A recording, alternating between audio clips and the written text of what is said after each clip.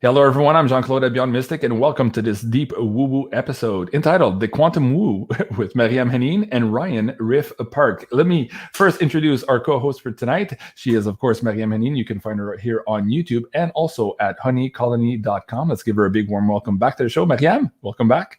Hello. Happy to be with you. Happy to have you, and I'm excited to bring on this new guest to our show, first-time guest to the show. You can find his work at kungflow.com, also on Gab here at Ryan Riff Parks, on his BitChute, also at Ryan Riff Parks, and finally on his YouTube channel here as well at kungflow. Let's give him a big warm welcome to the show. Ryan, welcome. Thank you so much for having me. It is an honor, a privilege, and a pleasure to be here. You guys do such important work. Thank you. Well, thank you for accepting the invitation, and thank you again, MARYAM, for also setting this up. Great interview tonight. I'm sure we're going to have a lot of fun. I looked at all of the information and the questions that we have for you, and of course, we are going to be doing this live interactive show, so we will be taking questions for the audience as well, maybe later on in the show. So first, for the audience members, thank you so much for bearing with us here. If you've been watching YouTube today, everybody else is having these weird technical issues with outages across the board, including my show earlier with Andy Sheckman. So it just is what it is. Right now, it seems to be stable. So we're going to press forward and do our very best for you guys. So thank you, everyone, for joining us now. So let me ask Ryan the first guest question here on the Beyond Mystic show. And it goes like this. Ryan, how did universe conspire to bring you to doing the work you're doing today? Wow. Conspire is a good word. I didn't have a choice. I got thrown on it, tried to jump off, and they kept throwing me back on. So it really kicked off about 2004. I was helping a neighbor jumpstart his car, noticed he had a Chevy 327 emblem, and I went, oh, funny coincidence. My high school football jersey was number 3, and I had a mad obsession with the number 3. And then my college football jersey was 27 because I'm born on August 27. And then out of nowhere, this weird little voice goes, pay attention to the number 27 on your trip to Amsterdam. And I never hear voices. I wish I did. They always have such good things to say. And I blew it off because I was kind of still a jock back then. But then when I turned to leave, his daughter walks up wearing a jersey with the number 27 on it. And I went, weird. And then I went to Amsterdam and stumbled into this guy's cafe, and he looks at me and he goes, your aura is red and gold and your number is 27. And I went, bah! And then he did that like that. There's a whole story on the BitChute channel about that because the dude was literally an X-Man. He pulled all kinds of things out of me that he couldn't possibly have known. And then when I came back, the number 27 just started following me everywhere. It was haunting. It scared other people. Once I told them about it, they thought it was funny, but then they would go order food and come back with number 27 placeholder. And so I started tracking it down, found it everywhere in the Matrix, Star Wars, Harry Potter, Hunger Games, Assassin's Creed. And the really wild thing to me is that I have been yelling about solar flares for 10 years, which is something we should absolutely talk to today. But then after 15 years of this and 10 years of yelling about the solar flares, I find out that the sun's rotational period, if you measure it at the sunspots, is 27.27 days. That was weird. And then I found out that the number 327 is Nikola Tesla's favorite number. And that story goes endless. So I apparently was born here on some sort of mission, and we'll get into that with a little more setup. But long story short, Jedi are real. Absolutely, I agree with you. Next to an actual order of ancient Egyptian Jedi as well, as does the number 1111. Oh, wow. Okay. So, folks, you're in for a deep episode tonight. Okay. Yes. And, of course, we have a little bit of lag time here because of we have. So I want to ask the audience here to please bear with us. We're not trying to speak over each other. It's happening that way right now because of the lag time that we have. Now, let me ask you, Ryan, before we go too far, a lot of my audience will probably kick back and say, wait a second here. When you were 5, 6, 7, 8 years old, what was different about you at that time? Were you looking up at the stars? Were you thinking, what the hell is this planet? Who am I?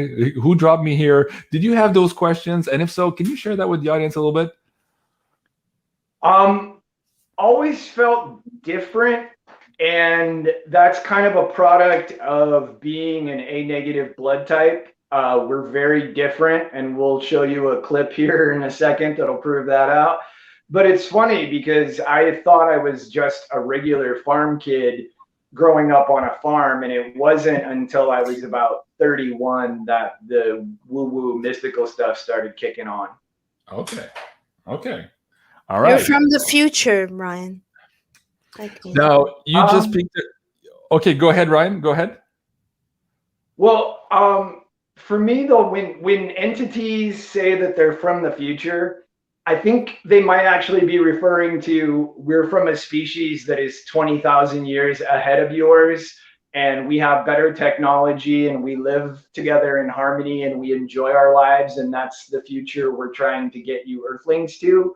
That's kind of how that occurs for me. I used to not believe in time travel and all that, and now I just don't know. So I don't believe or disbelieve in the things that I don't understand. So I don't know if I'm from the future. I'm definitely from the past. Okay.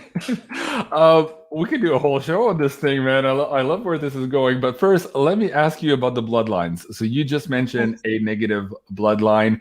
We know that there's a huge concentration of A negative in the Basque region in Europe. Now, why are you bringing that into the conversation here today? Because my audience has been seeking for this information. We ask a lot of people in the woo, what's up with those bloodlines? What does it really mean? And with you specifically, what does the A negative stand for?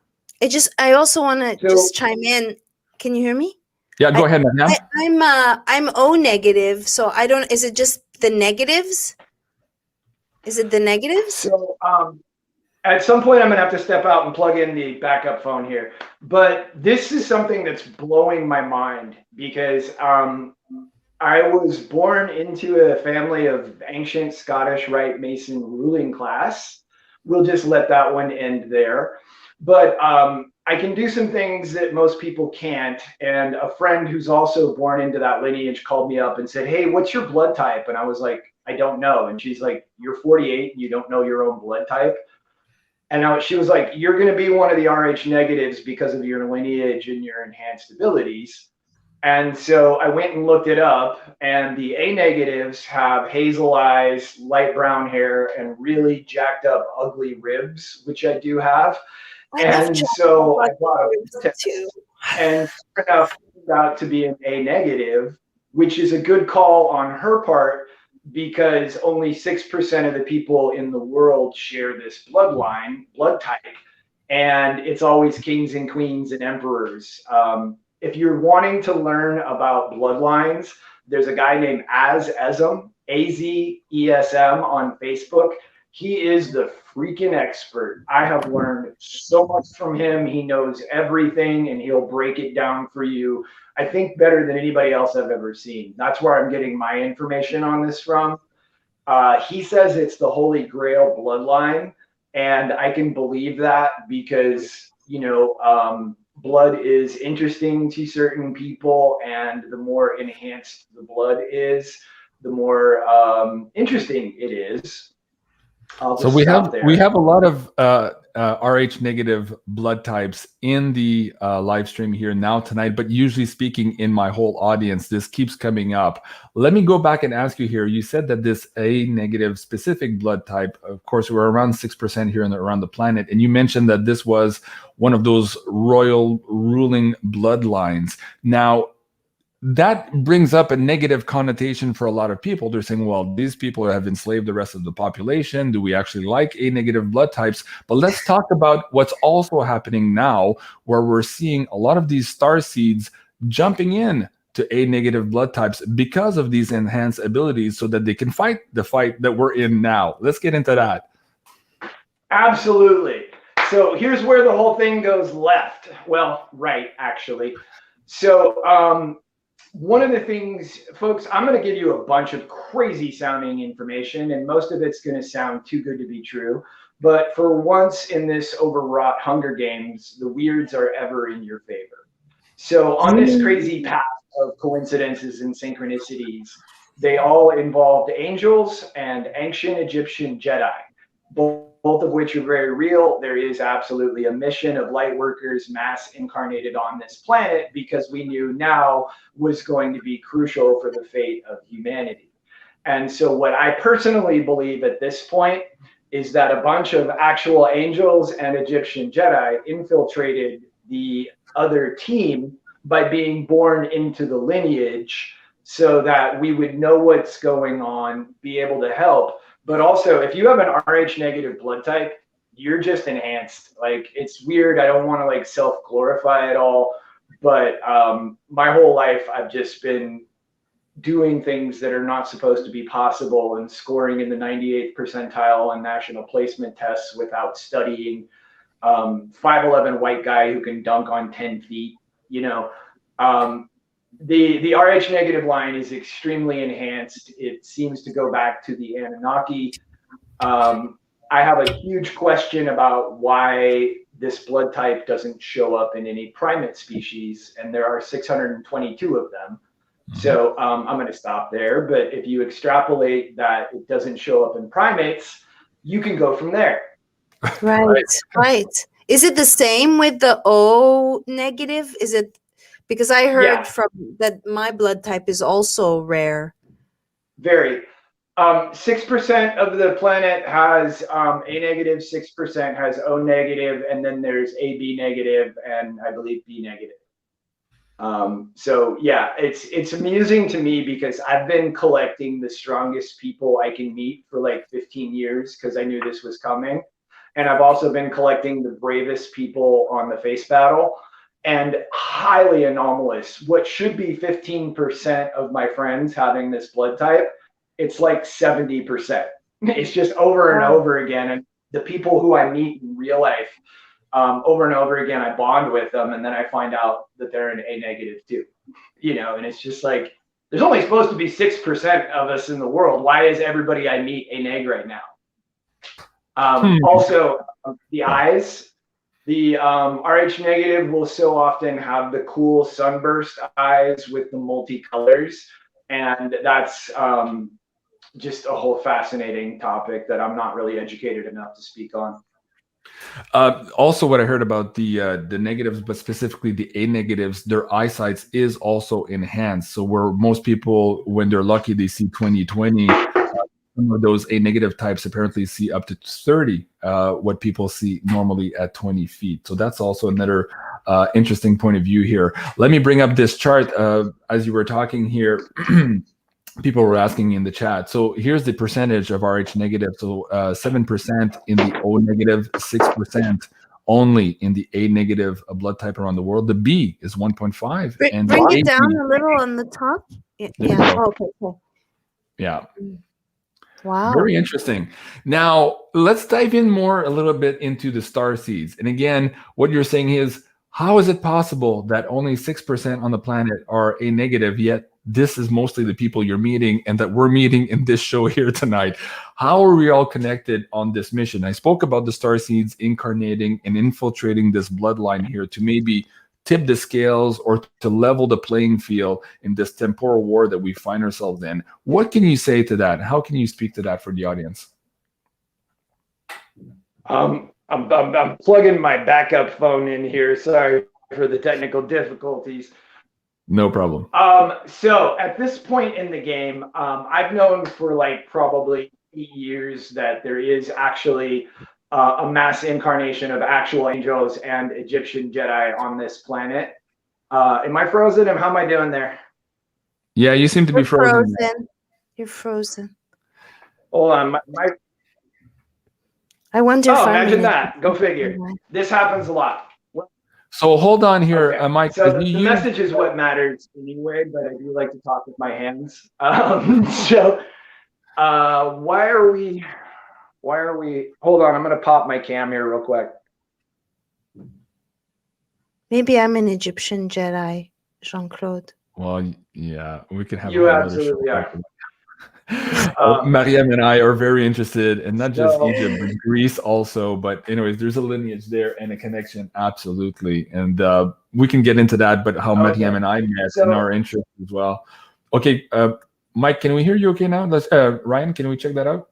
How's your mic now? I'm trying to get my camera back on because there's something. In order for me to explain Egyptian Jedi, I need to show you something. But my camera has frozen. Okay, so hold on, guys. Hold on a second. So I'm going to bring down Mike here for just a second as he sorts himself out. And what I'm going to do is ask Maryam to maybe set the stage as to how she encountered Ryan and why she thought it would be absolutely amazing to have this conversation with the audience tonight. So Maryam, take the wheel here for a second while Ryan tries to figure out. I don't know how many years ago I met Ryan. I think also I was at a party, and I think he was spinning fire, and I thought, wow, that's a sexy guy, and still think he's a sexy guy, a sexy man. I didn't know we were the same age. In any case, lost touch. I haven't seen him in a long time, and I just intuitively, given a little bit of his story and thinking of this program, Quantum Woo. It's not deep woo woo. It's Quantum Woo on the top banner. Jean-Claude. It's the wrong banner. But anyway, it's Quantum Woo. And so I thought it would be great. I really wanted to delve into the MK Ultra in a safe, YouTube-friendly way. I still want to. I want to know his story, and then learned of his mastery with helping with addiction with the Kung Flu. And I had wanted to go in the desert, and I still would like to see Ryan face to face, maybe one day soon. Okay, yeah, very good. That's here every day right now. Not probably better that I come over there. Okay, are we back? Yeah, I don't know. Okay. So everything that you just said actually ties into Egyptian Jedi and angels. And so just real quick, folks, I have been on the craziest life path. I honestly, I'm pretty sure my life is the weirdest thing you're ever going to hear. And that whole story is up on BitChute and Odyssey. But what Maryam is referring to is something called Kung Flow. And that is a training program that uses this special kind of contact light sword. Contact is where you roll it around your body without using your hands. And so the reason why Kung Flow is super important is because you get a good workout. It's something you can do in your apartment. You get to play with a light sword. But what it's actually designed to do is show you how to upgrade the operating system of your brain. Yes, your brain has an operating system. It has to, otherwise it wouldn't operate. And so you can actually learn how to take charge of the programming of your mind. But where it gets really cool is that you can actually learn how to engage the power of your subconscious mind as a secondary drive. Now, that's a big deal because your subconscious mind is actually about 1,000,000 times more powerful than a supercomputer. Every single person on the planet, every average person is already rocking hardware that is literally 1,000,000 times more powerful than a supercomputer. All that horsepower is hidden in the subconscious, and we don't really use it because we don't know how to activate it. And activating it is simply as easy as speaking out loud. Mantra and affirmation work because when you speak out loud, I'm frozen again, right at the important part. When you speak out loud, your voice actually engages your subconscious mind as a secondary drive. Your voice comes out of your mouth in your exact operating language at your exact frequency, goes in through your ear, closes a circuit that actually activates your subconscious mind. So now you're actually working with the conscious mind, guiding and directing, but you have the second gear of the subconscious mind at play, and your physical skills just go off the charts at that point because you're working with 100% of your brain rather than the 0.005% we actually use now. Absolutely fascinating. And I could say from personal experience also, in my practice of Kung Fu, our Sifu always taught us that we needed to use the syntax of success. So that speaks to what you're saying out now. Speaking out loud that you can achieve something is 90% of the job, often the time here, and especially in these really high stressful training situations. For example, we are trained to break arrows in the soft part of our neck. We just lost Ryan here. Hopefully he comes back up. I showed these videos before where we're basically pushing metal tip arrows through our neck and breaking the arrows with the strength of our will and our chi, our extended chi. And so this is similar to what Ryan is talking about now. I think I've got him back on. Ryan, did you hear that? There you go. Yeah, I keep freezing, and there's stuff that I need to display. So thanks for bearing with this, folks. Yeah, Kung Fu is. I started dating an MK Ultra woman who had a lot of Kung Fu background, and she got me really into the lifestyle, and that's one of the things that opened my mind. Because when you start studying Kung Fu, it opens up, it's not just a martial art. It's actually, as far as the street fight goes, it's not really your best bet. But as far as waking you up and tapping you into your warrior lineage, it's about as good as it gets. And then what's the point that I wanted to make about Kung Flow is that what I do is I show you moves like this one here, and you might think, oh, I could never do that. But then when you say this is easy, in your subconscious mind that's doing 120 trillion operations every second goes, oh, you want this to be easy. And it goes, okay, this is easy, this is easy, this is, whoa, that just worked. I couldn't do the move. And then I spoke out loud, and all of a sudden I could do the move. And what you have there is the pop that MARYAM was referring to, and that's the proof of progress.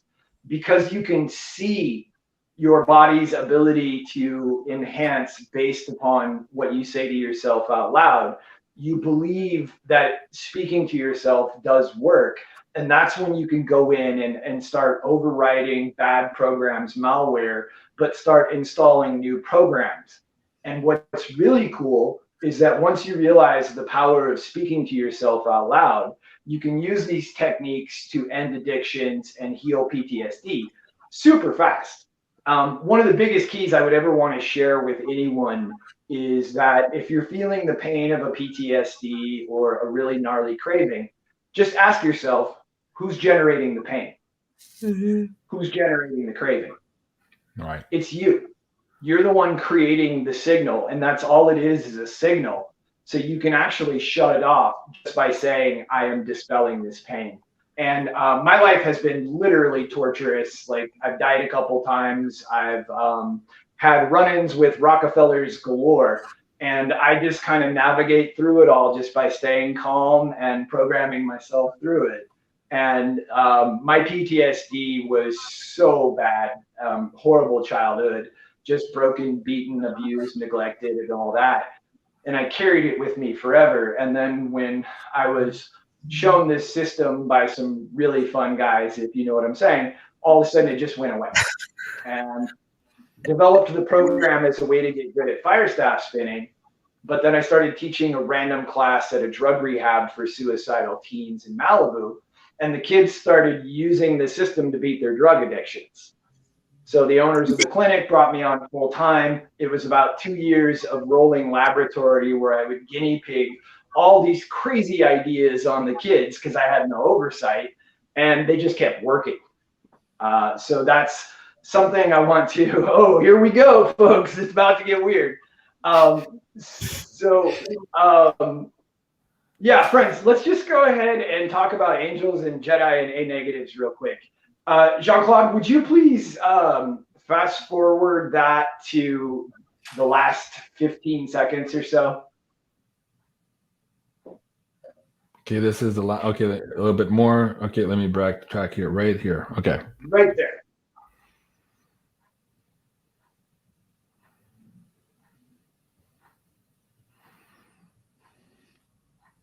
Fantastic. Yeah, this is what you see is what you get there, folks. That's real. Of course, the footage is glitching. Why wouldn't it be?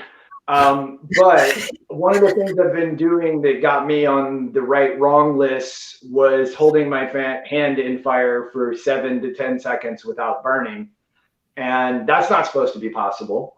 And I'm just now like, I'm kind of no F's given at the moment anymore. I'm not concerned about being trolled by small minds or any of that. It's really like, to my mind, I've been on this mission for 15 years now of what's wrong and how can I help. And so for the people who are awake and aware enough to see those videos of me holding my hand directly in fire for, I think that one's like 13 seconds without burning, those are the people who can wrap their brains around that I really want to reach out to, because there are ways of unlocking these enhanced abilities. And the RH negs are definitely going to have a little more traction there. It's just part of that lineage, just being more psychic and enhanced. But other people can do this too. The secret ingredient is love. I can only do that skill if there's a large field of love present. Love is the highest, fastest, most powerful frequency, and it solves all of our problems. Absolutely. So let me add 2 things to that. We were talking earlier about speaking out loud. This is easy, engaging your subconscious here as the primary device here as you move forward through these techniques. I thought that was absolutely amazing. Again, from my perspective too, we've always had this syntax of success method in Kung Fu. And my Sifu always said, hey, if you can do it, I can do it. So that was also one of the practices where the Sifu would show something, everybody was like, that's just crazy. And it's like, no. If I can do it, you can do it, right? So we would repeat that over and over. We'd do these long meditations, and these would eventually lead us into doing this. So let me bring this up on the screen here. Not this one. Hold on, stop screen and share screen. So again, playing with a fire, so to speak here, we had these fire walks, which again is tempting, not as long as what you're doing there with the 13 or 14 seconds with your hand on fire, but still something that your brain would otherwise tell you, that's absolutely crazy. You can't do that without burning yourself. So is the idea, Ryan, that you don't have to believe it if you say this is easy? Do you say it until it penetrates the subconscious and replaces the programming? That is such a good question. So I know for a fact that if you say, I am dispelling this craving, it will work. You just have to say it enough times. Programming is all about iterations. And so like for me, I've got 48 years of bad hardwiring. And so I had to go in and say, I am dispelling this pain. I had to say it a lot. And so the beautiful thing about the sword is that when you see yourself going, this is easy, whoa, that did just work, then you'll put in the necessary time and iterations to override the old programming. Because, you know, it is programming and it takes a while to clear out stuff, but it happens faster if you vocally engage. And repetition is very important. Yep. You know, that's how you master something. You know, as for writing, just show up, just keep doing it, and practice makes a difference. Well, and every time you think a thought, you strengthen the neural pathway to that thought. Like, I've never been addicted to a substance. I've actually never even been drunk, but I did find out I was addicted to negative thinking. And so I had to go in and monitor my own thoughts and catch myself when I was thinking the negative thoughts, because all that's doing is building a bigger, better bridge to that thought. And some of those thoughts I just didn't want any part of. And so it's having the ability to go, okay, wow, I'm feeling super depressed right now. I got this. I'm calm. I got this. And so being able to defeat that addiction, and, you know, it's a weird, broken world, and we all have all kinds of intentionally installed malware in us. It's why people wear high heels and saggy pants. You know, neither one of them are healthy for us. And so going in and cleaning out those bad programs and replacing them with new upgraded programs where you believe in yourself. And you should, because your brain is literally 1,000,000 times more powerful than a supercomputer. Right. Think about that. Our brain is literally scientifically 1,000,000 times more powerful than a supercomputer, but we can't remember phone numbers. That's ridiculous. Right. Well, you just mentioned something very important about the thoughts that you entertain. And in my interview with Dr. Richard Allen Miller, he was involved in creating the training programs for the first Navy SEALs. And of course, the Jedi tricks came into play here, but also, and he mentioned this in this episode here, Beyond Disclosure, that man is absolutely responsible for the thoughts he entertains. And the moment he realizes that, it's a big game changer. So speak a little bit more about that and maybe give the audience some tricks to maybe reprogram that hamster wheel that keeps turning in our head without us really paying attention sometimes. Great question. So the key there is secondary awareness. And that's when you're able to monitor your own thoughts in real time. Like, what am I thinking right now? And is it good for me? So one of the things that I will do or have clients do is just, take like a Sharpie and put a little mark on my wrist or something. What's that? Oh, it's to remind me, what am I thinking about? Oh, I'm stressing on my daddy issues. That's unproductive. So I'm going to think a more powerful thought. I'm going to shift away from the thing that I'm grinding on that's not doing me any good. And I'm going to manually shift to a better track. Okay, very good. Maryam, do you have any supplemental questions? I can bring up your list again here. So many questions. So we went over the pop. Before I go to, I really want to hear about the Rothschilds and the Rockefellers. And so can we do a mini? A little tour. So my only direct personal connection with the Rothschilds is that it looks like my former, if you remember my really beautiful blonde girlfriend from the past, Maryam, she's looking like she might turn out to be a Rothschild, much to her surprise. And she's a good guy, saved my life. So I don't have a lot of connection to the Rothschilds, but I have way too much connection to Rockefellers. Okay, then say, just your connection to the Matrix and MK Ultra, or just, yeah. MK Ultra was something that was put in front of me. I got invited to study at Johns Hopkins in the 8th grade. And let's just say I had an ultra bad feeling about it and didn't go. And oh my God, I'm so glad I didn't, because if I had gone through that conditioning, I would be such a hell on earth for so many people right now. Sorry, do you mean they were trying to recruit? The thing is something that everybody should really look into and understand. And it's all provable, it's documentable, it's beyond fact. You don't get to have an opinion on if it's real or not. And it is at play in so many different ways right now, none of which are actually helpful. What are you talking about? It's not questionable if it's real or not. Well, one of our biggest challenges right now, speaking as a trauma therapist who kind of grew up on the inside and has been studying this for a long time, so many of us are in such deep denial about the actuality of what's going on. And a lot of people have their heads in the sand. And they're like, no. There's no, that's a conspiracy theory. And it's like, bro, aliens were a conspiracy theory. Everybody's on that tip now. So let's stop using that blanket term to label things that we don't know about. And wait, also, some people aren't thinking straight right now, and they're not necessarily even thinking their own thoughts. He said delicately. Yeah. That's actually our biggest problem right now, is that some people's minds aren't necessarily their own at the moment. I'm trying to walk the tightrope here. Mm-hmm.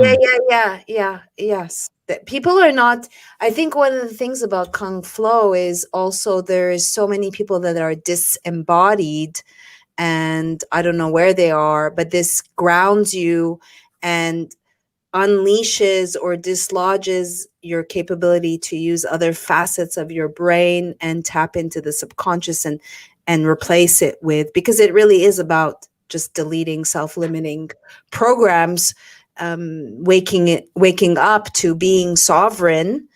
And as far as, the denial, it's just too much to wrap your mind around that. But this is all about being enslaved. Everything that's going on is putting up the temperature when we've always been enslaved. And I don't know if some of us, whether it's negative blood type, but if we have a rebel gene, or if we've been immune, or we're awake, it's like Westworld, right? RH negs are basically more immune to mind programs. It's just, I don't know why we don't get hit with things the way that other people are. I can't speak to it any more than that here, but I would love to. Yeah, it's just it is a slightly enhanced bloodline that makes people stronger and smarter and more, I hate to say it, but brave. It just, over and over again, the people who have really been holding it down on the front lines, they have an anomalous occurrence of this blood type. And at this point, I'm quite sure, that a lot of master souls from the light side knowingly chose to be born into the negative, and it is a very negative bloodline on purpose, because not only do we have extra strength sometimes, I also think it just comes down to one less dark side super soldier. I was supposed to be a dark side super soldier, but didn't play ball. And now I'm a pretty decent assist to the forces of love because of being born into this system. Fascinating. Yeah. Yes. There's a question in the chat from Feng Shui Susan. Let's start here. She's asking question: how would the Kung Flow practice work for schizophrenia? Basically what it does is it gives you a chance to take charge of the programming of your own mind. And I think that we're going to have a lot of new information come out about schizophrenia, because some people aren't schizophrenic, they're harassed. And other people are schizophrenic because this world is so incredibly traumatic that it's easy to dissociate and create an alter, so you yourself don't have to deal with the actuality of the world we live in. That's a really, really good question. I've actually never worked clinically with somebody with full-on schizophrenia, but the thing that I can say that it will absolutely help with is that in order to have a strong mind, you have to have a strong body and a strong spirit. And one of our biggest problems as a culture right now is that we don't have fun exercise programs. Everybody knows they need to get in shape. Everybody knows they need to be working out, but they come home from work, they're dead ass tired. The last thing they want to do is trudge down to the gym, get on the treadmill, and be bored and tortured for another hour doing a repetitive, boring workout. So the spinning is actually a fully comprehensive core workout. And if you really start dancing with the sword, your whole body gets going and you get working.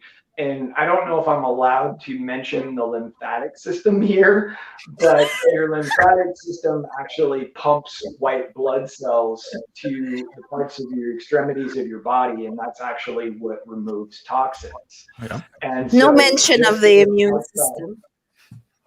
Sorry. What's that? I said there's no mention of the immune system on YouTube. Okay. Dangerous topic. Sorry, I didn't mean to. I guess I will also not talk about sunlight, which is an interesting point in the world. Sometimes the things that aren't said say the most. So let's just move on from there. But boy, do I cover it over on BitChute. I may have gotten a little angry on that one. So one of the things that we can talk about is that this, Kundalini is about to come up in a big way. This is going to get really funny. Okay, hold on a second. You must be psychic, man. Hold on a second. So I was just about to bring up this slide because as you're talking, I'm like, it all comes down to how much energy you can Right. hold and wield. We understand on this Yes. show, and the audience understands that we live in this energy extraction matrix. It's by design. So we've been teaching people how to, one, disconnect from that, stop the bleeding, and two, how to start using, cultivating, and increasing that charge within the body. So I did this whole series last year on my first channel, which was deleted. And I think this is what got me in trouble, because this, again, is a topic that is a big no-no for the system, because as soon as you empower people on not only how to disconnect from the matrix, but then start using that own power for themselves, for their own healing, for their own self manifestation, it's game over for these guys. So I thank you for bringing that up. But I wanted to tie that in also to the negative bloodlines. This again, going from Dr. Richard Allen Miller, we were talking about the red blood cells. And so basically the pathogen that is the positive for the RH rhesus monkey is also akin to a gap in a battery cell. So those who are positive have a gap in their battery cells, as opposed to the negatives, they don't have that gap. Therefore, they can hold a higher charge. Okay, Wow. so that adds. So first of all, the people who are negative have a higher charge to begin with. Therefore, they can unlock a lot of other abilities because they can hold and apply more energy to those tasks. Now, when you get into Kundalini, now you're talking about exponentially growing that energy curve. Again, I've had shows on stair stepping that energy. It goes back to Egypt times on how to bring that energy up 10-fold, 100-fold, 1,000-fold. Again, not a topic for here, but guys, if you're interested in that, go check out my pay-per-view channel. I did quite a few shows on this already, and they're still there. Those at least are on my server and they can't be deleted. So speak about that a little bit, Ryan, here carefully, about how that Kundalini, the energy, the extraction matrix really ties into the, as Penny Kelly said it, maybe the last gate towards humanity's freedom is understanding those three key points we just mentioned. It's definitely a gate that leads to the best elevator possible. So let's tie it all together in one neat little ball here. So this sword is called the Waylighter. And when I realized Kung Flow was a super powerful addiction recovery tool, I decided to dedicate my life to it. And I realized that I couldn't build the program around a fire staff for obvious reasons. And so the sword was obviously the next thing, because there's so much borrowed interest from Star Wars and lightsabers to be able to get people to come to class to learn how to unlock their brains. So I spent years trying to develop this sword. I had a bunch of Rockefeller sabotages to where I couldn't. Oh, could you cut back to me, please? Go ahead. Sorry. Yeah. Okay. So I've been trying to get you this sword since like 2012 in an electronic version. So imagine my surprise when I thought I invented this special kind of sword about 2007. In about 2013, I found out this exact shape is carved all over ancient Egypt by people called the Jedi, Djed. And friends, if we get cut off at any point here, this is how you know it's true. That is something that could happen very easily. And just as a safeguard, everything that I'm about to say from here on out is completely in the name of love and healing. And so if we were to get removed and deprive people of love and healing, that would not go well for the person who pushed that button when the sweeps come. So I thought I invented this sword in 2007. But then in 2013, a friend told me about ancient Egyptian Jedi spelled with a D.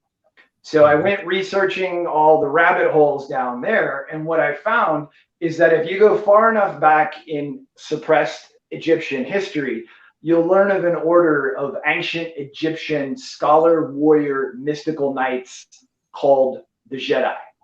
And you know they're real because they carved something called a Djed pillar, D-J-E-D-P-I-L-L-A-R. They carved that all over ancient Egypt. And it's literally this exact sword. And so, yeah, it's literally the same shape. Can you go to images and call up a cleaner, bigger one? Yeah, and hold on a second too. You know, in my documentary, when I'm touching the wall, that's what I'm touching. Remember? Oh my God. Remember that shot?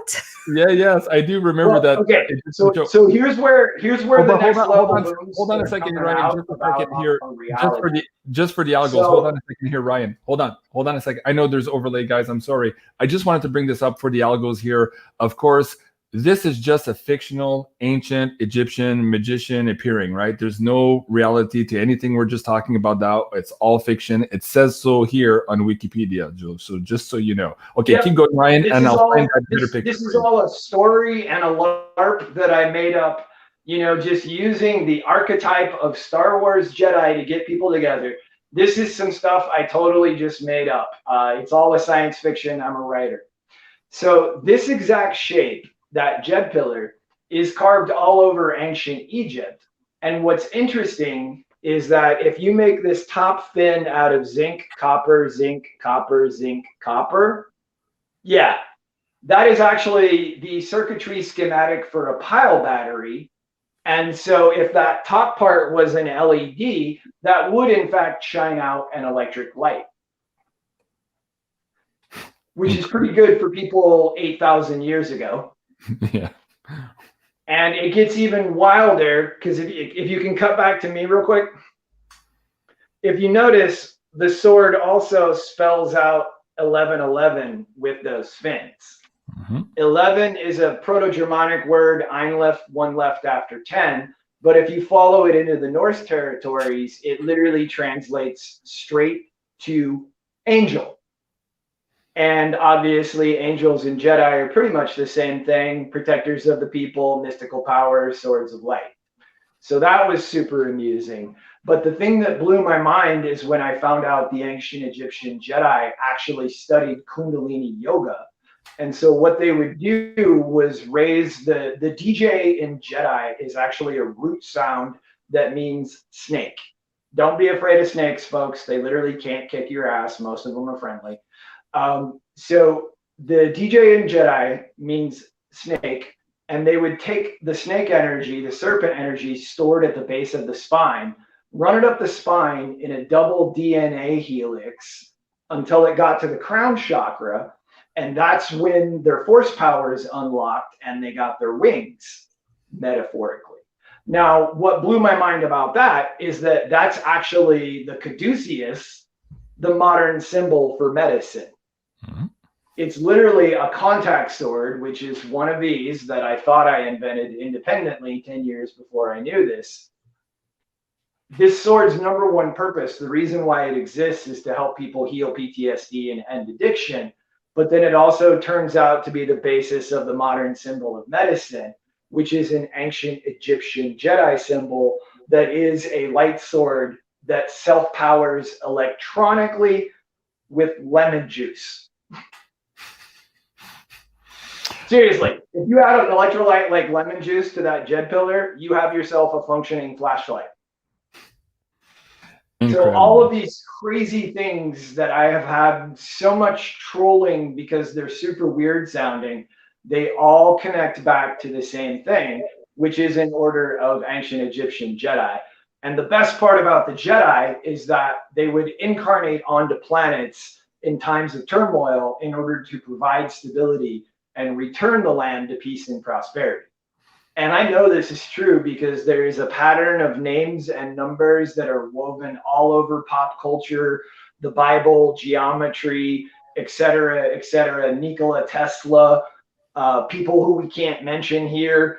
Everybody's using the number 27 and these same symbols. And it is just the craziest thing I've ever heard of. Like, if I did my job right on that 2.5-hour presentation and lined up all the logic to where it makes sense, if it makes sense, it's the craziest thing ever because it proves that there are millions of Jedi and angels incarnated onto the planet. And I personally believe that to be very, very true. Wow, absolutely fascinating.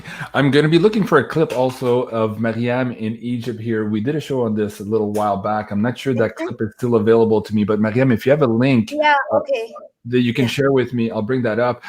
Ryan, let's go back to this. Is this the video you were talking about, the angelic Jedi activation codes woven into reality?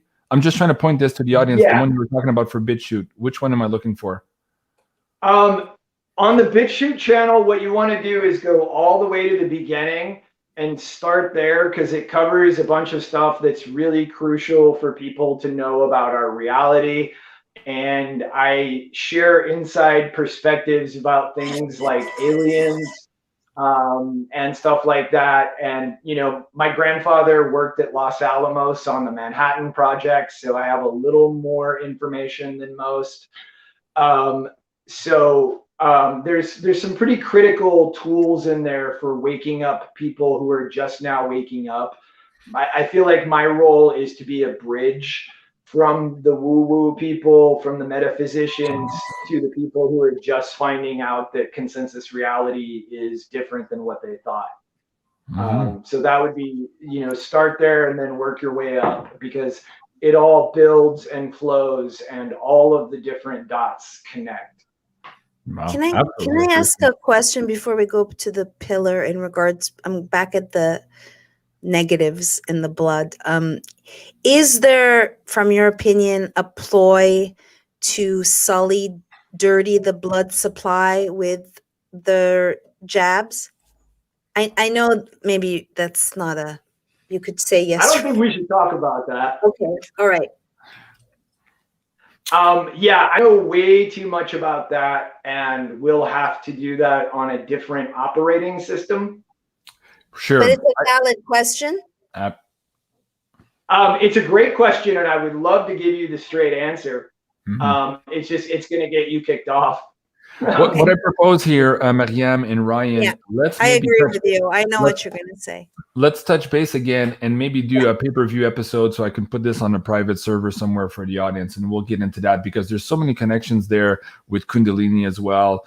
And it's not just about sex, and a lot of people disconnect as soon as they hear that word. It's like, oh, that's dirty, it's sex, it's porn, and they're just programmed to not look at it. And so again, your thoughts here, who's telling you that? Who put those thoughts into your mind, and how do you overcome them and actually look at the information? Because once you see it, you can't unsee it, and that is the key to one of your powers.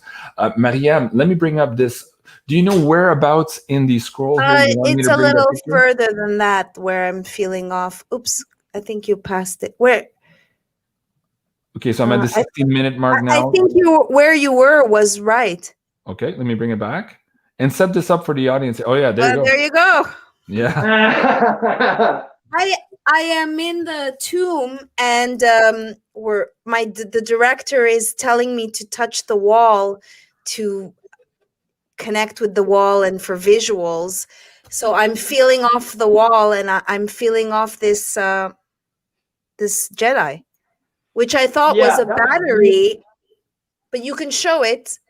We don't have to show the sound. Oh, that's so funny. You went right to that. So one of the things I love about finally having this sword done, it has been such a fight to get it produced, is that when I go to festivals or parks or whatever, certain people will just come over and be like, what is that? I need it. It's mine. And I personally believe that you recognize that symbol because you've had this sword in your hand before. You recognize it as something, even if you don't know what it is. Like, for example, this tattoo, which I got to represent angels when I deeded my life over to the mission, turns out to be the cross of Atlantis. And then the logo for Jedi Generation, which was the social scene designed to unify America like Jedi, that symbol turned out to be the cross of Atlantis. And don't show it here, because if you remember the Facebook extremist warning message, turns out my social scene logo is the extremist tattoo that they were talking about, which is interesting because I had just been filming episodes of that a couple days before they put out that episode. Yeah, it's everything from the past is starting to come into the future. And the future is proving the past, but the past is proving the future at the same time. Mm-hmm. Can we talk about... Basically, Cliff Notes, Maryam, I think you recognize that symbol because you're a Jedi. And Egyptian. Yes. Are you actually Egyptian? Oh, yeah. I'm Egyptian Greek. I did not know that. That's so cool. Yeah, it's literally in your DNA. And I was there hosting a documentary on the Ark of the Covenant, and I got the job. I looked at the Craigslist ad, and I literally said, "Oh, they're looking for me." Yep. And out of thousands and thousands of people, that's how I went back to my motherland, which I'd never visited, and had the Great Pyramid to ourselves. I was there with, a fixer, the director, and the guard. We were 4 people, and we had this whole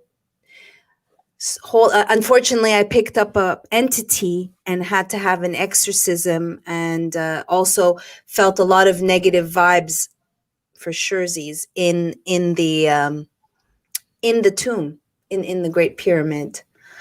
And the whole documentary was a little schlonky. I got there and I'm like, where is everybody? You hired a cameraman that does war, and the director, which anyway, so whatever. Anyways, it was beautiful and interesting, and I wanted to talk a little bit about. Can we go to the questions? Can we jump? Sure. Hold on a second here. Yeah. Libby says Maryam is divine. So I absolutely agree with Libby. Thank you so much for that comment. Okay, yes, Maryam, let me bring you back to your questions here on the slide deck for you. Hold on. There you go. Just real quick to tag off of what Maryam was saying. I went on a camping trip a couple of years ago and realized that I was in America, pretty close to here, looking at a full-scale set of Egyptian pyramids, 3 of them in exactly the right location, right angles, a bent pyramid next to them, but also the remains of a sphinx. And that's about an 8-hour drive from where I am now. Where is that? What? I can't tell you until the family who owns it signs off on it. But as soon as I get their permission to open up, then I'll do a field trip. And it's just bonkers because it's a location you know well. Put my name on the list. I'm going to go visit that with you. Is it near? Is it near the Integratron? No, but I'm real. You said close 8 hours to there. north. So 8 hours north.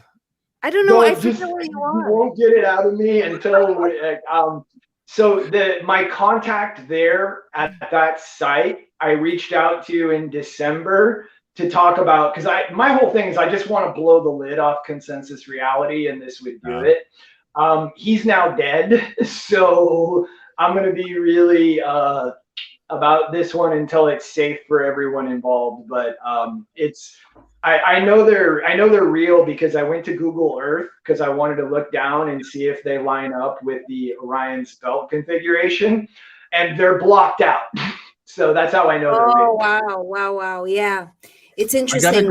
I got to tell you, Ryan, and we'll connect after the show, but I have a group of remote reviewers, maybe 3 years ago now, that I spoke to, who actually tuned in to these same pyramids I had been tuning to in a spontaneous remote viewing, and there was a specific chair in one of those pyramids. So if you guys are watching my show since the beginning, I'm talking to the audience, you probably know the episode I'm talking about. It could very well be the location that Ryan's talking about. So we'll compare notes at some point, but absolutely fascinating. Okay. Yeah, my only concern is for the safety of the family that owns the land, because they're kind of oppressed anyway. But if it's the same place, you're going to giggle. If it's the place, you'll know the place when I tell you, and you'll get a huge laugh at where it is. It's amusing. Incredible. Okay, Maryam, back to your questions.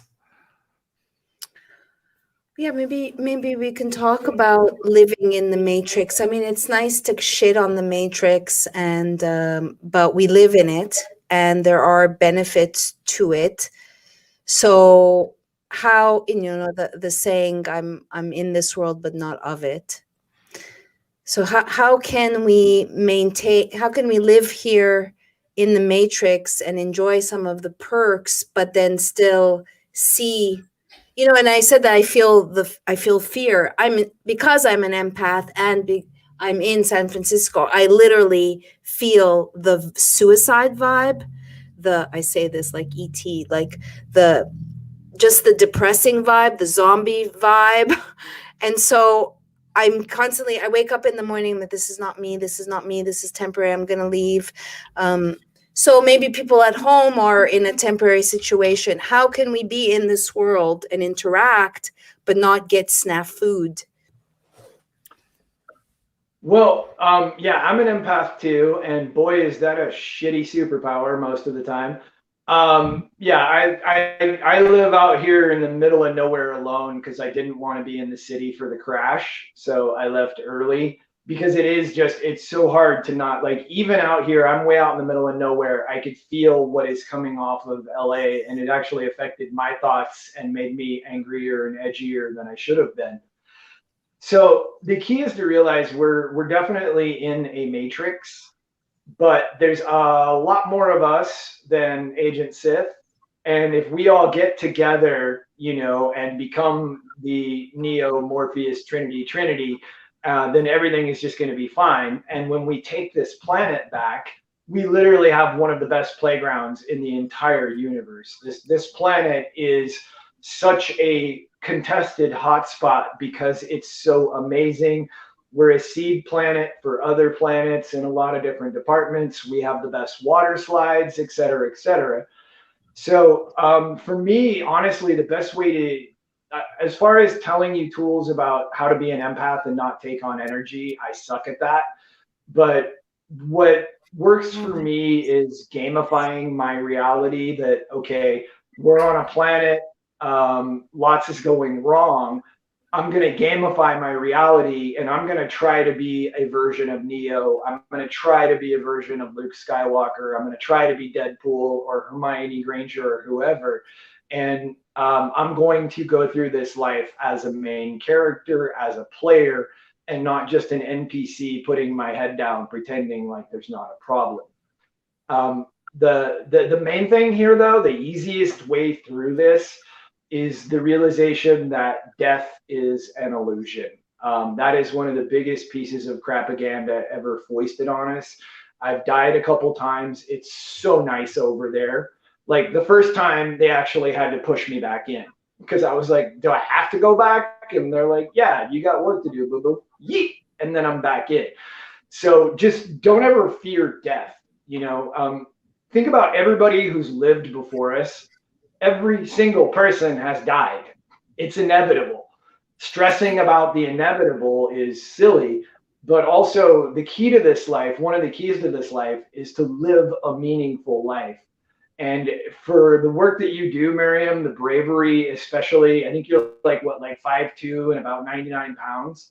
It's a different game for you than 5'5". Don't take away 3 inches from me. So I'm 5'5". So, yes. Just the main thing is don't fear death. Do not fear death.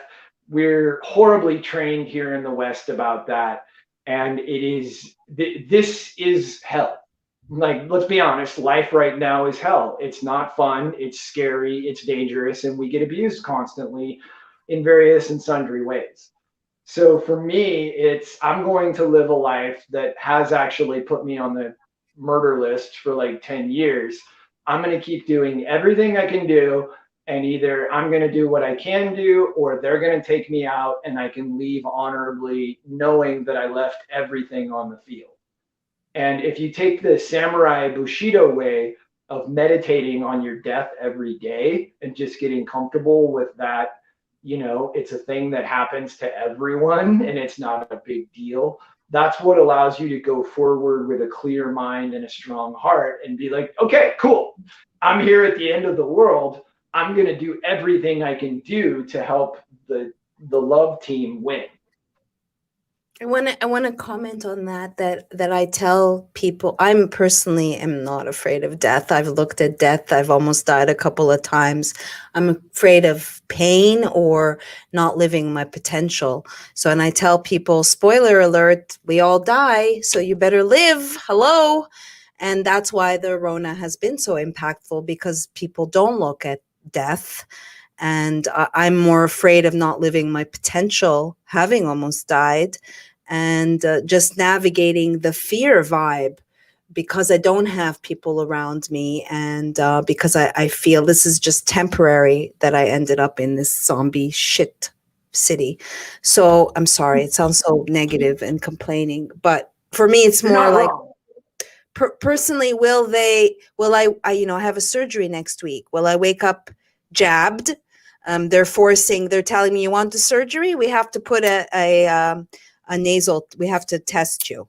Oh, so you want to test me with the test that's not a test, that you can't even tell me the cycle threshold. But okay, so it's more like getting stuck or not being impeded on what I'm supposed to do, as opposed to when I was in the jungle, when I can navigate all this negativity and digest it better because I'm surrounded by God, nature, and now so that's, it's quite different. I'm in a cement jungle versus a real jungle. But just to tell people at home, if they're in a situation that it's temporary and they know they don't have that infrastructure from the past, so just to look within and to not believe this matrix too much, because it's Maya, it's illusion, it's not real. You don't take it with you when you go. Yep. The big key to hacking the matrix is quantum physics and recognizing that everything is made out of light and sound. That's what allows the fireproof hand thing to work, is that when the love energy comes in, it takes the light energy in my body and raises the molecular spin rate to the point where it frequency matches the fire, allowing us to coexist. Yeah. Honestly, the key is just to realize you live in the most interesting times possible, and to join the solution and to join the people who are working to get America back on track. And, you know, that's kind of the thing that bothers me, is when people are like, I just want to go back to normal. We've never had normal. We've been getting shot up at shopping malls for like 20 years. That is not the normal I want to reset to. Absolutely.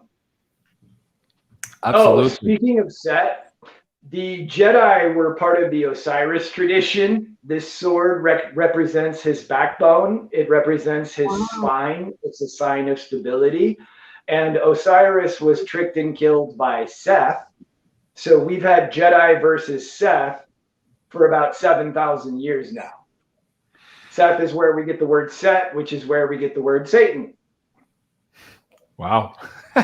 Absolutely fascinating. Wait, is my mic back on? Okay. Yes.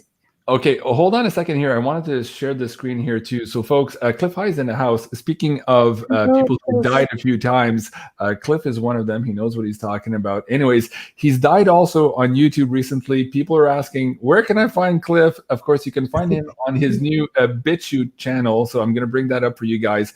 And I want you, and this correlates to my last question here for Ryan, but I want the audience to go check out this episode here called Tippy Woo. And what he's alluding there is that we're at a huge tipping point in our reality. And so, Ryan, you started the show here just before we went live tonight, saying that perhaps there's this huge data dump coming, maybe as close as here tonight. And of course, Cliff High, with his predictive linguistics, has been forecasting something from the 23rd up until the 28th, huge emotional spike values. He's going to be on the show on Saturday. We're going to produce a pay-per-view episode for the audience there. But speak to what you understand here about what's going on and what perhaps is just at our doorstep here, Ryan. Again, with using the best possible language possible so that we can keep this file here on YouTube. Go ahead.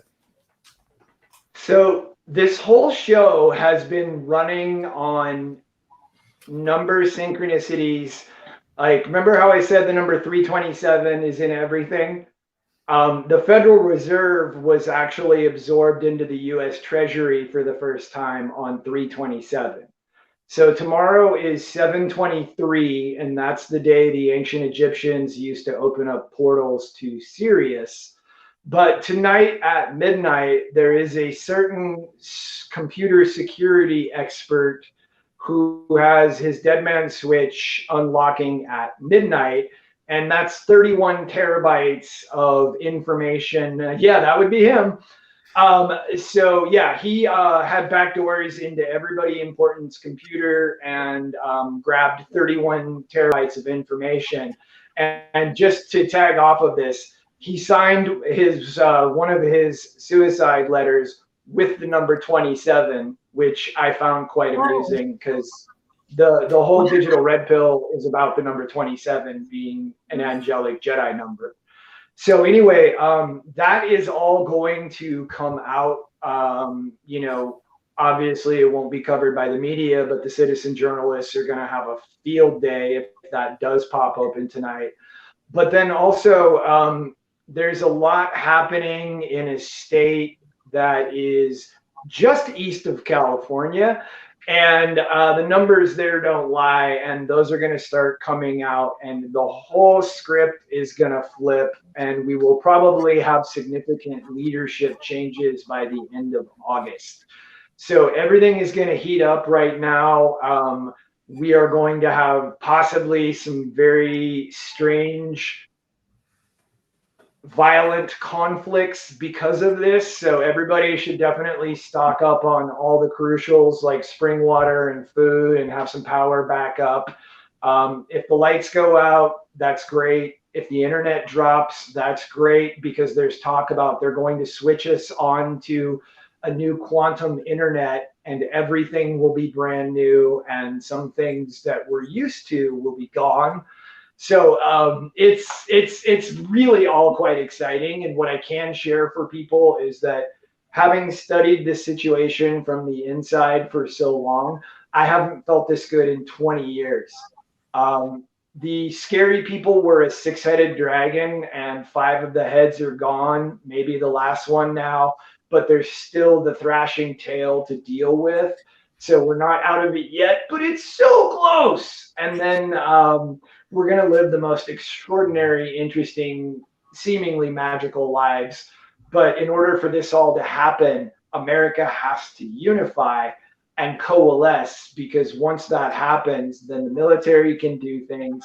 But if we unify, we can actually invite in really, really beneficial ETs, and everything just gets easy at that point. Disease goes away. We get hover cars and jetpacks. So that's kind of the big push for me right now, is helping people understand that there are really good ones out there. Hover cars and jetpacks. My friend Clefai is looking for his floating RV. Of course, he's referring to a used TR-3B, so he can go fishing on other planets. So that'll be absolutely interesting. Okay, there's a few people asking in the chat about this link for MARYAM's documentary. So let me bring that down right now so you guys can have access to that. I'm also and laugh. It's a comedy. Yes. No, it's not. It's not. It's not. But okay, so the link is in the live chat now, folks, and I'm also going to put that in the description box of this video. So let me do that now too, so that I don't forget. Okay, save. So if you guys are watching this on replay, you can find Ryan's links. They're all in the description box below, and also this documentary here from MARYAM. So Ryan, before we end the show, I had a last one for MARYAM. Okay, go ahead first, MARYAM. When we have these predictions, I find that people make mistakes because they are filtering time through this construct, and so they can make a mistake. We don't know, like when we say this is going to happen quickly, well, that could be a month, it could be a year in human time. So when you're making these predictions that something's imminent, is it in human time? How do you know? It is all very dry Western psychology that comes from, literally all I've done for the last 12 years is study the problems and collect really great information providers who I know get accurate information early. But it's mostly just extrapolating based on the events that are happening in the world right now and seeing what's coming out. And then also, I'm going to be making some really big pushes here to start getting people aware of the fact that this world is not as it seems. If there's several different versions of me being fireproof, that's not supposed to be possible. I'm going to get in a ton more trouble for putting out that clip. The one that you showed was actually filmed by a Rockefeller, by the way. It's one of the reasons why I'm alive, is that they're a little bit afraid of me right now. So what we're going to do is just completely start blasting the lid off of the lies and help pull people out of denial. But the key here, like if you take the people who are currently the most mind locked, if we reach out to them with open arms, friendly, saying, hey, you know, I see you're waking up, you see what's going on, come on over, we have a hug and some cookies for you because we need your help. You know, we really do. Like the number one thing, if we want to solve all of our problems, we as the American people need to unify. We need to put aside all the labels and baggage of the past and go, we're all in this together. And what happens in America actually decides the fate of the world. We in America, we literally hold the keys to, oh, are we doing another 6,000 years of war and famine? Or are we going to unlock and ascend into a galactic class civilization? So, you know, just something to consider if you live in America. You're needed. We decide the fate of the world. Yeah, The sugar-free there's cookies in it for you as well. So you heard Ryan there. I love that Cliff is making fun of us here. Okay, Ryan, my last question for you is here. There's a few people in the chat already, and I'm one of them. I just purchased one of your swords on your website. And so let the audience know here how they can do that, and also how they get into that specific training. In one of the videos that I saw, you're explaining all of these different moves in a sequence here. So guide me through this website here for the audience. Let us know where they can start. Okay, so the good news is that Kung Flow is as free as it needs to be because it heals PTSD and it is so good for addiction. And I know so many people are so poor. I am actually one of those people. The bad people have actually wiped out my finances and scared away all the people who would be running the business. So if you order the sword, know that it's just me. I'm on top of it. It will get there and it will be awesome. But the whole training program, if you scroll down there, the YouTube links, it's up there. If YouTube should decide to take me down, even though I have 0 strikes, it's posted up on Odyssey. Odyssey is a great thing because it runs on blockchain and can't be hacked. And it's up on there too, and it's totally for free. And so what I would recommend doing is setting up an afternoon, preferably going out into nature where you can be around trees, smoke them if you got them, do whatever you do in that department, and downloading these directly onto your computer and going through the whole training program, which is about 20 minutes of talking. And then I walk you through every single move step by step of the basic stuff. But then what I want for you to do is go find a move you can't do. And so that you have the experience of, okay, I'm jammed up on this one, I can't do it. Because I really want you to have that pop moment where you go, okay, this is easy, this is easy, this is easy, this is easy. Yeah, Neo! Because then you get really excited that speaking out to yourself does work. So you'll use it more. But what happens is that you get really good at unlocking really incredible skills super fast. So you get the dopamine burst of confidence and success, and it actually gets you addicted to working out. So you go out and play for 3 hours, unlocking better than Star Wars Jedi skills. And at the same time, you're getting in a full workout. And that's the key to physical fitness, folks, is make it fun. Yeah. If you enjoy doing it, you'll do it.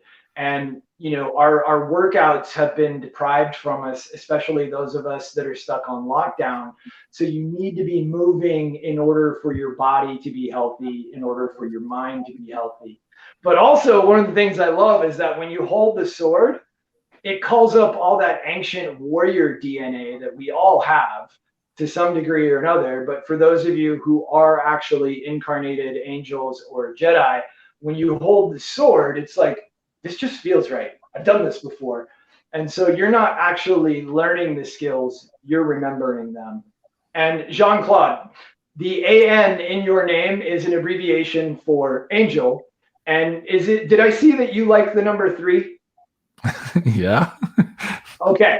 So the numbers 3, 11, 7, town, and 327, 27, 108. Those are all numbers that are embedded all across reality to trigger that dormant part of our starseed mind. but the initials AN, on, Anu, Anunnaki, sky god, those are in so many people who already identify as Jedi, along with the names Michael, David, Katie, Kai, and especially Anna. Those names will show up so much in people who are starseeds and indigos and all that. It is such an anomalous pattern.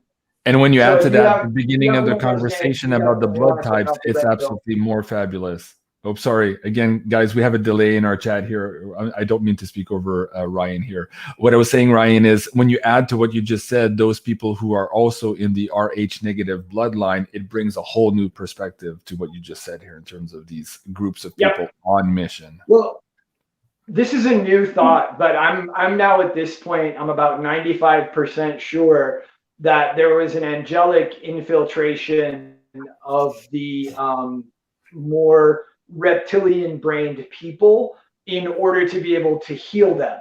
Like, my end game is not defeat the dark side, it's heal the demons, including the actual demons, because they deserve it too. And if we don't get caught up in the petty cycles of vengeance and we rise above it and heal the priests and heal the global leaders, then we end the cycles and we don't have to do this anymore. Mm-hmm. That's interesting that you say that, because I've been saying that vengeance is the new justice, based on a recent trial that I covered on George Floyd. Not to bring it back to George Floyd, but yeah, that we shouldn't be filled with vengeance. We should just worry on ourselves. I wonder if you showed up at the airport with the saber and said, I identify as a Jedi, what they would do. Can you take that with you on a plane? Yeah, right. I don't let myself go into TSA situations because I might not come out, so I You don't might know. never come back. But if you tell them it's a walking stick, it's a walking stick. And what's really interesting is that because of Star Wars and some other things, everybody absolutely loves this sword. A friend of mine got one. He calls it his friend-making machine, because if you light it up in public, everybody's just like, what is that? And then if you have any sort of ability to spin it, you're already better than most of the people in Star Wars. So people are excited about that. It's a really cool conversation starter.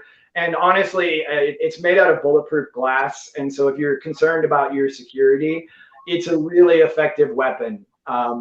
Maryam, if you have one of these, you can sit back and just take somebody's fingers out from a distance, and your size is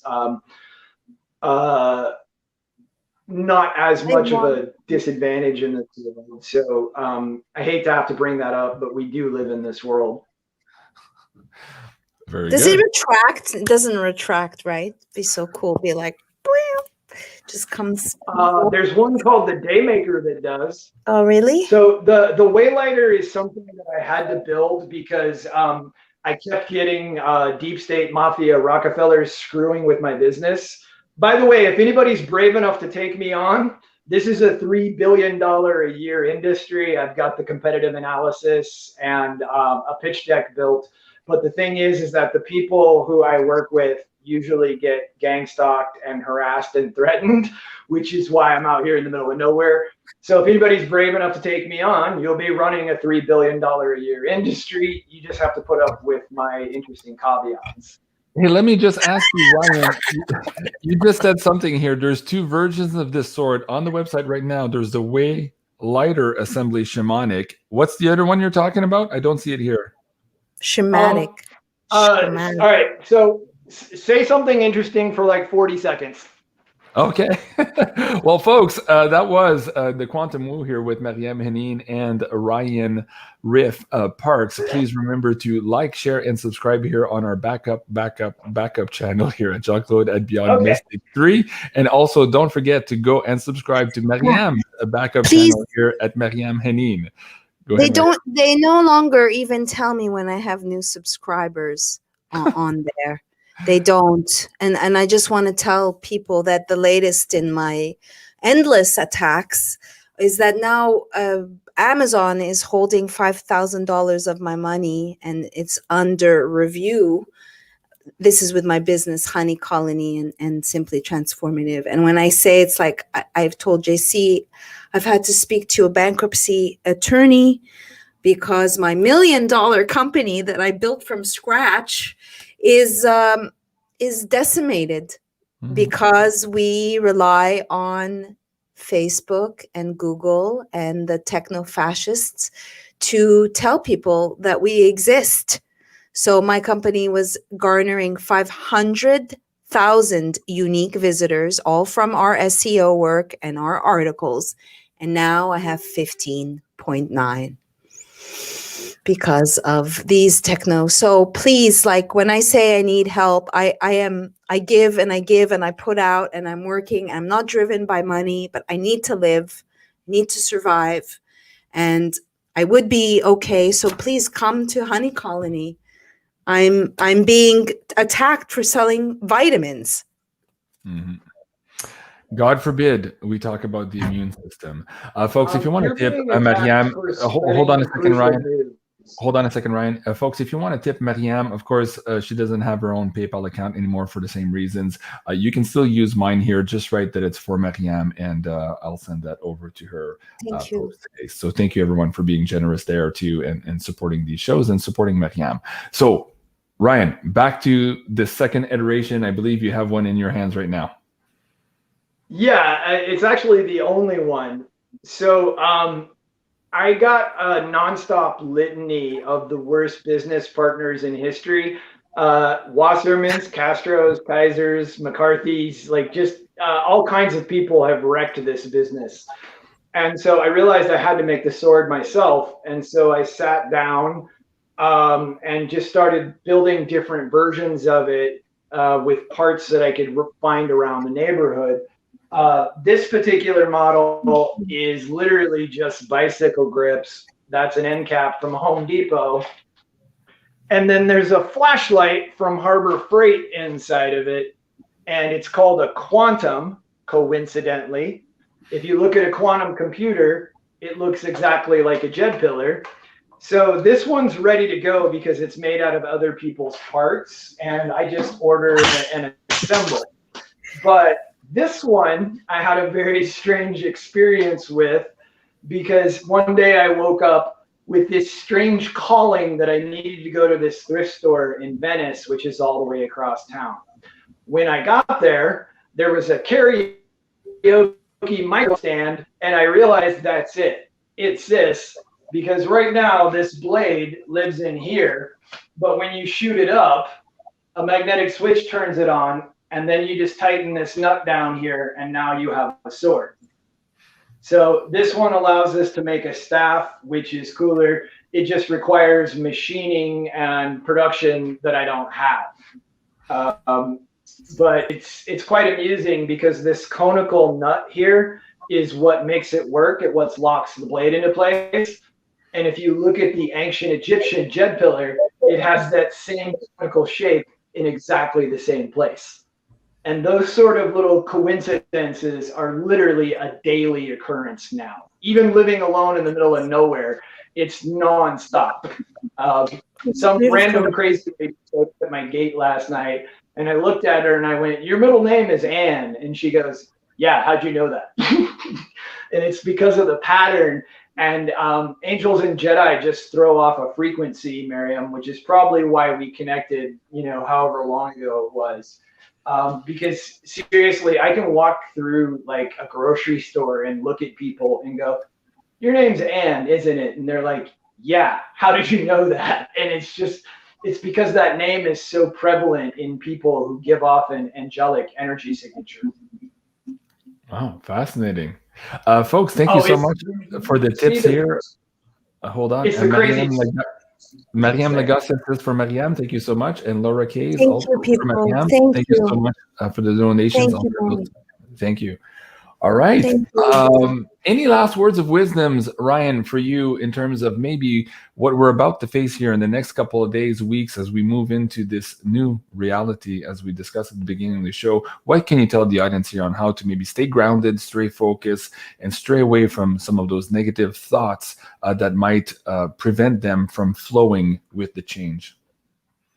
Perfect question. So number one with a bullet, and I'm glad that I remembered this, learn how to read spaceweather.com, because we are also now officially moving into the solar flare cycle of the solar storms.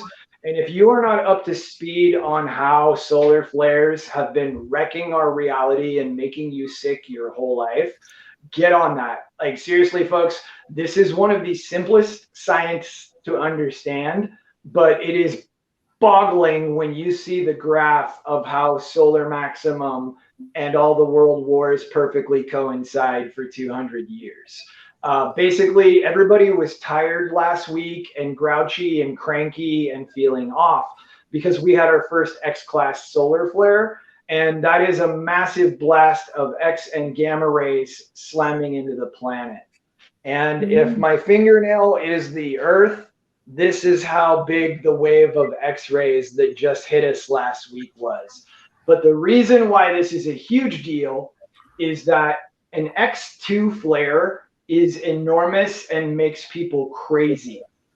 We had an X29 last week that thankfully was pointed at the far side of the sun and didn't hit us. If it had actually hit us, it would have broken everything electric. It would have been an EMP. In 1859, there was something called the Carrington event. A solar flare hit us, and it was so powerful, it set the telegraph wires on fire. And these are the days when everything goes wrong, everybody's drunk, everybody's really edgy and prone to fighting for no reason. And I've been watching this happen for 10 years. And so number one is just learn how to read spaceweather.com. One of the links, the Smoking Sun site, will show you exactly how to do that, because there are other forms of solar weather called coronal mass ejections and solar wind, and you'll actually get a 2 or 3 day heads up when the bad days are coming. Yeah, so if you look in the upper left-hand corner there where it says wind speed and proton density, those are major factors. If the wind speed's up around 450 or higher, it's going to be a rough day. If the proton density is above 8, it's going to be rough. But if you look, keep scrolling up there, please. If you look, you notice we're having C-class flares. C is where flares start getting bad, and we haven't had them for 3 years.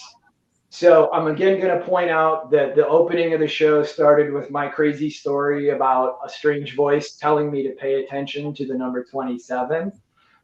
The sun's rotational period, measured at the sunspot latitude, is 27.27 days. 27 was also Nikola Tesla's favorite number. And Revelations is the 27th book of the Bible, written by St. John of Patmos, whose feast day was 12/27. Lewis and Carroll, author of Through the Looking Glass, his birthday is 1/27, and the book was published on 12/27. If you're a Nikola Tesla fan, you will love this. If you're a Bruce Lee fan, you will love this. He was born on 11/27, and you'll find out that all of your favorite heroes have connections to this number. Wow, absolutely fascinating. Well, thank you for that. Absolutely. And MARYAM, for you, last words before we leave our audience tonight? I just want to say thank you. Thank you to the audience for being receptive. Thanks to you, Jean-Claude, for trusting me with guest choices. And thank you, Ryan, for sharing your wisdom and your journey. And I hope that the audience goes to your BitChute and finds you. I'm going to find you on Gab, so hopefully follow me back. And just please pray for me. I'm going to have surgery if I undergo this nostril rape test on Friday of next week. And I'm going for an MRI on Tuesday, this Tuesday, to see a little bit better what is going on and why I've been bleeding nonstop for months. So yeah, thank you everyone. Just super Thank you. grateful and feel a lot of love and thank you, Ryan.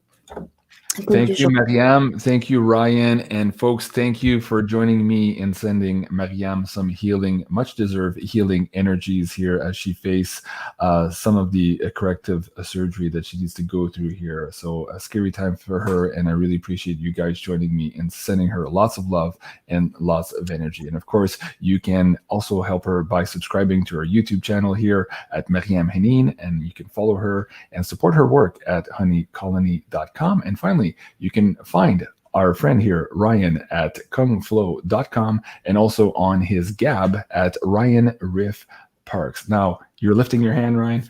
One last word before we go. Yeah, something super important for Maryam in this moment and everybody else. So when you say, I am healing, your subconscious mind kicks on and starts directing resources to the healing process. When I was really going through the worst of attacks, I got very weak, did actually die a couple times, chipped out some cartilage out of my knee, and I had to have a surgery. And my surgeon told me that I had a major hole in my knee, massive defect. I would never, ever walk upstairs again, much less be a performer. And I was just like, nah. And so I did a bunch of energy on my work on my knee saying, I am healing, I am healing, I am healing. It's the first time I've ever told this story properly. When I came out of the surgery, the surgeon went, yeah, you're not ever going to really be able to walk upstairs again. And who did the other surgery on your knee? And I was like, I've never had a surgery. And he goes, well, there's tool marks on the inside of your knee. But the thing that's really important for you to see here is that I had a massive injury that was supposedly going to take away my ability to walk normally. For several months after the surgery, I just held my knee and said, I am healing my knee. I am healing my knee. And I'm 49 years old. And if I had more room, I'd throw you a flip in here. The body can heal anything when you direct it properly and eat properly and rest properly. So whatever your surgery is, we'll figure out the proper codes and help you amplify your natural healing factors. And consider that my healing factors are currently at a point where I'm holding my hand in fire for 13 seconds without burning. You can certainly accelerate the healing process on your surgery, and you probably might not even scar, depending on what kind of surgery it is. Wow. Yeah, I'm more scared of the matrix of fear. I trust this doctor, and obviously I'm removing a fibroid and a cyst that are both in the same area on the left side, which is the female side, the receptive side. So it's more just having to deal with all that BS negativity that I don't really want to deal with again with this test, that it's not really a test because there's no other viruses around anymore. So yeah, thank you everyone. Thank you. I will say I'm healing and tap into that. I've had surgeries before, and I'm a warrior. It's just a different time now. Yeah. Wow. Yeah. Fascinating show. We could go on. And what I want to suggest to the audience here, we said it earlier in the show. So if you just joined us halfway through, there's so much more that we can discover, Mariam, Ryan, and I here. And we're going to do a pay-per-view episode so that we can speak freely, because I think the three of us have this amazing synergy of ideas to bring together. And so I'm going to reach out to both Ryan and Mariam here to suggest some dates to record the next episode for you guys. And thank you so much, everyone, for joining us. Thank you for liking and sharing and for subscribing to our backup channel here. Third backup. I have to make that right. So thank you so much, everyone, for joining. This was episode number 5, I think, of Quantum Woo with MARYAM HENEIN, Ryan Riff Parks, and of course, I'm Jean-Claude at BeyondMystic. Thank you, everyone. Have a great evening, and au revoir.